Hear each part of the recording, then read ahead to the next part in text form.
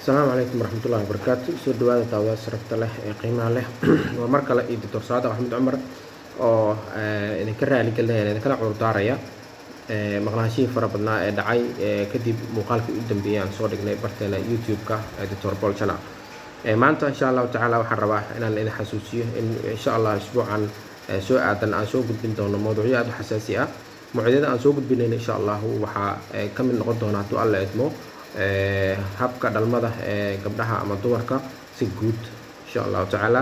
marka waxaan ka bilaabi doonaa haddii Allah yiraahdo marka ugu horeysa ee gabadha ay soo gasho puberty stage ama heerka qaangaarnimo ay soo gasho marxaladaha iyo waxyaabaha isbedelayo jirkeeda waxa uu noqonayo iyo insha Allah taala haddii Alla idmo in aan ka hadli doono dhammaan ilaa heer dhalmo ay ka gaarayso gabadha 2 iyo 3 insha Allah taala iyo mar walba ilmo dhasho waxa isbedelayo iyo waxyaabaha jirkeeda ku imaan doona haddii ay beedmo insha Allah.